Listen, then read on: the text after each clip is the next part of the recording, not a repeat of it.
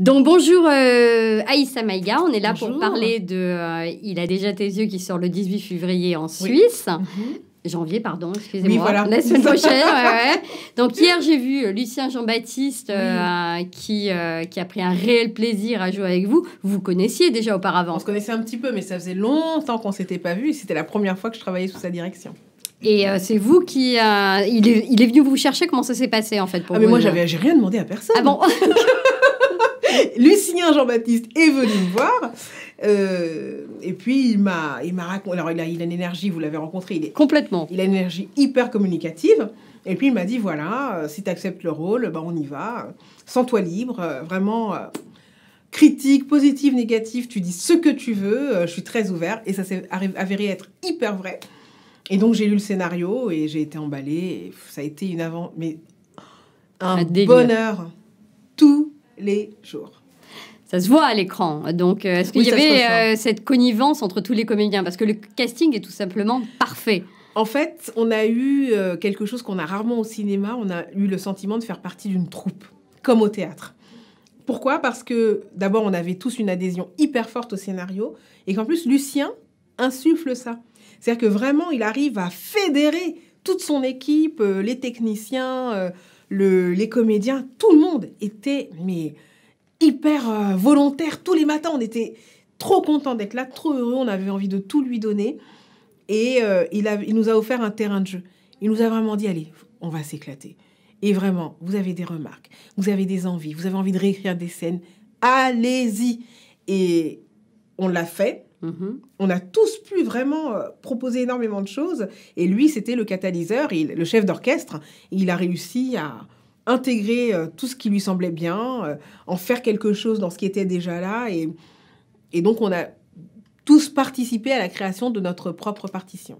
Parce que c'est ce qu'il expliquait hier, c'est-à-dire que vous étiez tous de cultures différentes et que chacun a apporté quelque chose de sa propre culture. Culture en termes ethniques, vous voulez dire? Oui. Oui. Dans le film, il y a ma famille, donc mon père, ma mère et ma sœur, et c'est une famille africaine de France. Et Lucien m'a dit, bon, moi, je suis antillais, je connais pas bien, j'ai écrit ça, s'il y a des choses que tu as envie de dire, etc. Moi, j'ai lu le scénario, et puis à tel endroit, j'ai reconnu une tante, à tel endroit, un oncle, à tel endroit, quelqu'un que je connais, qui fait pas partie de ma famille. Et donc, quand on s'est revu avec Lucien, on s'est vu et revu plusieurs fois, je lui ai dit, écoute, il me semble que mon personnage, elle peut pas s'appeler Marianne. Je pense que cette famille-là a donné des prénoms africains aux deux filles. Et à partir de ça, on a vraiment tricoté les liens. Parce que, c'est une comédie, mais les personnages ne savent pas qu'ils sont dans une... Les personnages, ils vivent leur vie. Donc, il n'était pas question pour moi de regarder ça uniquement à travers le prisme de la comédie. Pour moi, on doit respecter les personnages, respecter ce qu'ils vivent, être la façon la plus intègre là-dedans, et c'est ce qui va déclencher le rire ou non.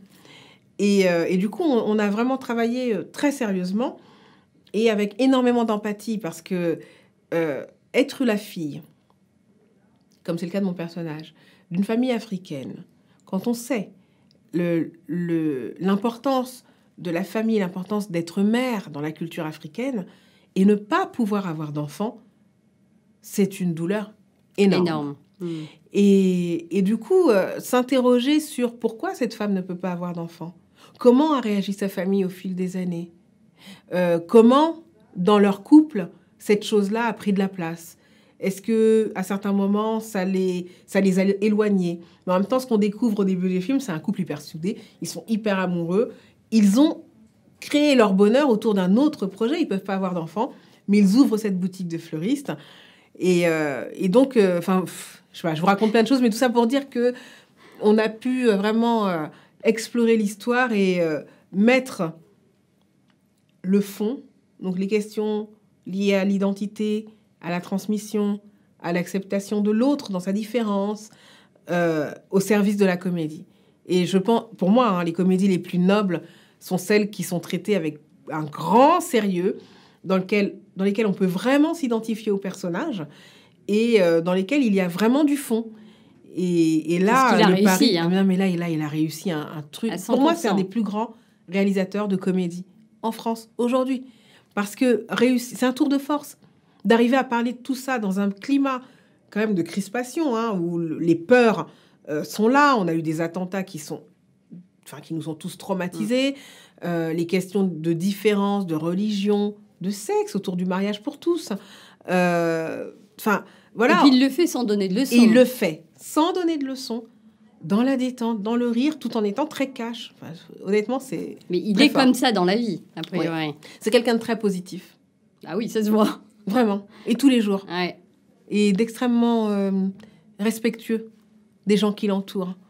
Du stagiaire qui vient faire un stage une semaine, il va tous les jours aller lui parler et avoir de la considération au directeur de prod qui s'est plié en 4 pour faire rentrer le budget, le film dans ce budget-là, les coiffeurs, les maquilleurs, le chef-op, tout le monde a de l'importance. Et là, on a fait 40 villes de province en France. Et je l'ai vu se comporter. Enfin, il a la classe, quoi, vraiment.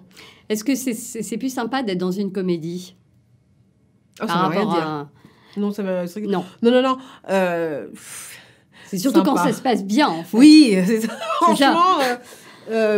et puis, on ne peut pas décréter l'amitié, on ne peut pas décréter la complicité. On peut pas... Non, c'est là où ça n'est pas là. On peut essayer de le construire un petit peu et puis de le convoquer. Mais on peut pas inventer le supplément d'âme qui va s'installer sur un tournage ou non.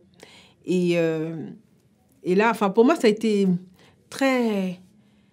je me suis beaucoup nourrie sur ce personnage en regardant Lucien faire et en regardant ce qu'il arrivait à générer chez les autres.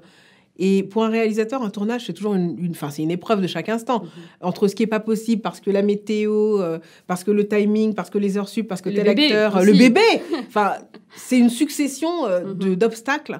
Et le voir opposer à tous ces obstacles une force positive, à chaque instant. Il n'y a pas eu un jour où il n'a pas été là-dedans. Et moi, je suis quelqu'un de positif.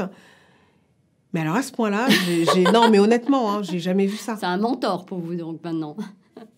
Non, c'est pas un mentor, parce que dans le truc mentor, il y a un truc un peu de surplomb comme ça. Non, mais au niveau du positivisme.